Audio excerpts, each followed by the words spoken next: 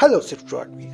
आज हम बात करेंगे भारत की एक और अचीवमेंट के बारे में जिसको सुनकर आपकी छाती कितनी भी छोटी क्यों ना हो गर्व से फूल ही जाएगी। और अगर आप पाकिस्तान या चाइना से मुझे सुन रहे हैं तो यह वीडियो आपके लिए नहीं है क्योंकि वो सिकुड़ भी सकती है। आज इस वीडियो में मैं आप लोगों को इंडिया द्वारा लिए गए ऐसे इनिशिएटिव्स के बारे में बताऊंगा जिससे हमारी पड़ोसन भिखारिस्तान और चमगादड़ खाने वाले चाइनीज छछूंदर दोनों के दवा टाइट हो सकते हैं। तो इस वीडियो को अंत तक जरूर देखना। अब जिनको नहीं पता, उछलते हुए मेंढक खाने वाले देश की आर्मी आए दिन कोई ना कोई मिलिट्री एक्टिविटी या ट्रेनिंग एक्सरसाइज हमारे बॉर्डर के आसपास करती ही रहती है। अब क्या कर सकते हैं, उनके देश के अंदर भालू, कुत्ते, सुअर, छछूंदर खुले में घूमते रहते हैं ना, उनके लिए जगह ही कहाँ है। वो बॉर्डर के आसपास एक्सरसाइज करने आ जाते हैं और उसको मिलिट्री एक्सरसाइज का नाम दे देते हैं क्योंकि देश के अंदर तो यार जानवर खुले में घूम रहे हैं ना, कौन किसको कब काट के खा ले क्या पता जानवर इनको काट के खा ले या ये जानवर को काट के खा ले।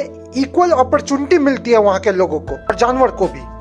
अब भारत ने कुछ ऐसा कारनामा किया है कि अब इनको कच्चे छछूंदर खा के ही काम चलाना पड़ेगा क्योंकि अब ये एक्सरसाइज के बहाने अगर बॉर्डर पे आए या कोई भी ऐसी वैसी हरकत करने की कोशिश की तो छछूंदर खाने के लिए ये जिंदा ही नहीं रहेंगे।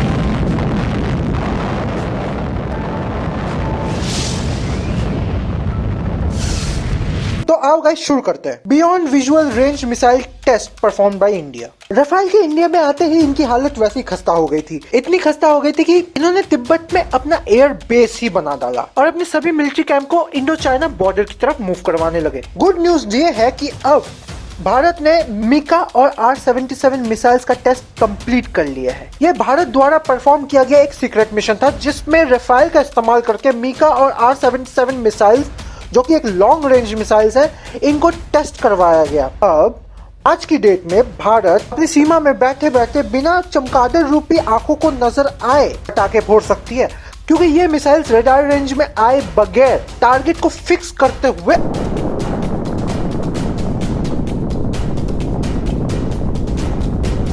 टारगेट के बीच में अगर चमगादड़ उड़ते उड़ते आ जाए तो कोई दिक्कत नहीं है, वो उसको भी फोड़ते हुए निकल के टारगेट पे जाके फटेगी। आज की डेट में हर देश में एक ऐसी ऑर्गेनाइजेशन जरूर होती है जो कि एक प्राइवेट होती है और रॉकेट डिजाइन भी करती है, मैन्युफैक्चर भी करती है, लॉन्च भी करती है। इंडिया में भी अब एक ऐसी ऑर्गेनाइजेशन स्थापित हो चुकी है जिसका नाम है स्काईरूट एरोस्पेस।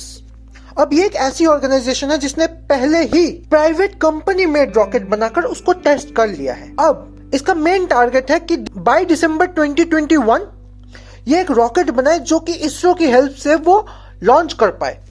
दूसरे एंगल से अगर देखा जाए तो जो लोग एरोस्पेस इंजीनियरिंग करते हैं और यही सोच के बैठे रहते हैं कि नासा में जाएंगे तभी रॉकेट बनाने का या सैटेलाइट भेजने का अपॉर्चुनिटी मिलेगा इंडिया में, तो ऐसे प्राइवेट कंपनीज और 2-3 खुल जाएं तो उनके लिए अपॉर्चुनिटीज ज्यादा होंगी, उनको बाहर जाने की तो जरूरत नहीं पड़ेगी, वो भारत में बैठे बैठे ही बहुत कुछ कर पाएंगे। और जहां एक तरफ इंडिया में रॉकेट लॉन्च करने के लिए प्राइवेट ऑर्गेनाइजेशन स्थापित हो रही है, वहां दूसरी तरफ हमारी पड़ोसन भिखारिस्तान आज भी चाइनीज छछूंदरों के ऊपर निर्भर है अपने रॉकेट को लॉन्च करवाने के लिए। वो सैटेलाइट बना लेते हैं और भेज देते हैं, अरे भेज दो भाई, कोई तो भेज दो, अरे चाइनीज भाई साहब भेजो, वरना हम तो भेज नहीं पाएंगे, क्या पता रॉकेट बनाए और वो न्यूक्लियर बॉम्ब की तरह फट जाए। अब ये थी एरोस्पेस इंजीनियर वालों के लिए खुशखबरी।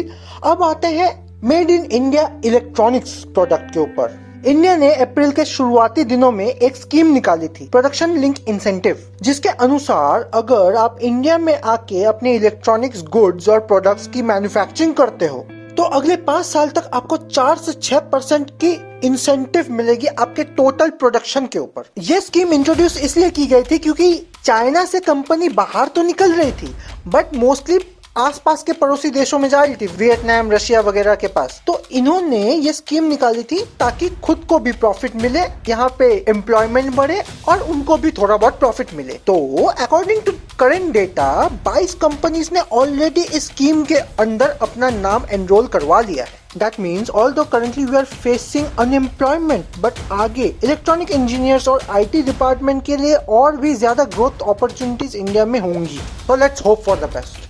बस यार आज के लिए बस इतना ही। अगर तुम लोगों को वीडियो पसंद आई है तो लाइक मारो, एम करते हैं ज्यादा नहीं 3000 लाइक्स के लिए, यार कर दो यार प्लीज। सिर्फ टू आर्मी के लिए ये बाएं हाथ का खेल है भाई, ये हो जाना चाहिए। और अगर इस चैनल में तुम नए हो तो लाल वाला बटन और वो बेल आइकन क्लिक हो जाना चाहिए।